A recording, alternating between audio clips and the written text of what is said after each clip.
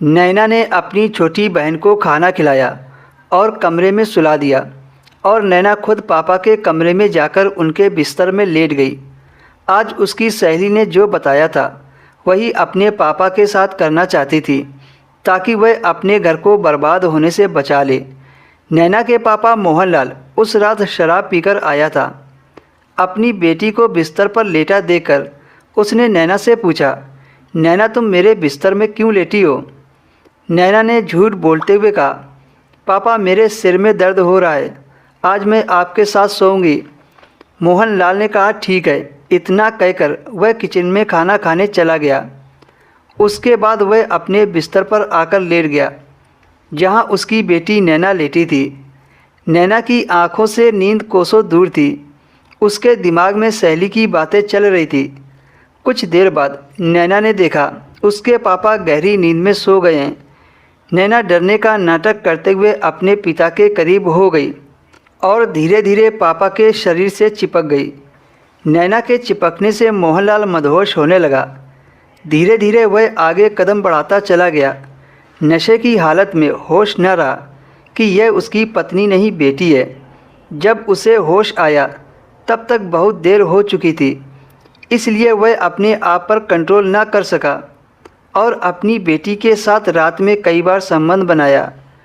अगली सुबह जब मोहनलाल सोकर उठा तो उसकी आंखों में शर्म थी। वह अपनी गलती पर बार बार पछता रहा था, लेकिन नैना को अपने किए पर कोई पछतावा नहीं था, बल्कि वह तो खुश थी कि उसने अपने घर को उजड़ने से बचा लिया। उस दिन से यह सिलसिला जारी हो गया।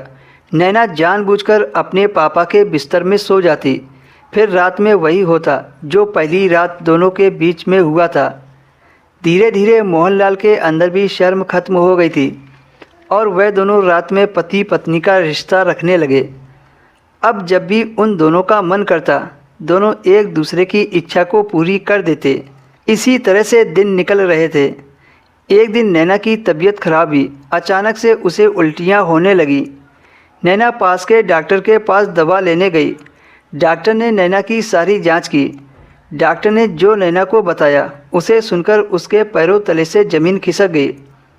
डॉक्टर ने नैना को बताया कि वह 2 महीने की प्रेग्नेंट है। इत्तेफाक से उसी क्लिनिक में उसके गांव की एक औरत साफ सफाई का काम करती थी। इसी वजह से उसे नैना के बारे में सब पता चल गया कि वह 2 महीने की प्रेग्नेंट है। वह पूरे गांव में सबको बता देती है कि मोहनलाल की कुंवारी बेटी नैना 2 महीने की प्रेग्नेंट है। धीरे धीरे गांव में सभी को पता चल गया कि मोहनलाल का अपनी बेटी के साथ नाजायज़ संबंध है। एक दिन नैना की सहेली, जिसने नैना को यह सलाह दी थी कि तुम अपने पापा की शारीरिक इच्छा पूरी करो, नहीं तो वह दूसरी शादी कर लेंगे, वही सहेली एक दिन नैना के घर गई और नैना को बताया कि सारे गांव वालों को पता चल गया है कि तुम अपने पापा के साथ रिश्ता बनाती हो और तुम 2 महीने की प्रेग्नेंट हो। जब यह बात नैना को पता चली तो उसके होश उड़ गए। वह अब किसी से नज़रें नहीं मिला पा रही थी, बस कमरे में बंद रहती थी।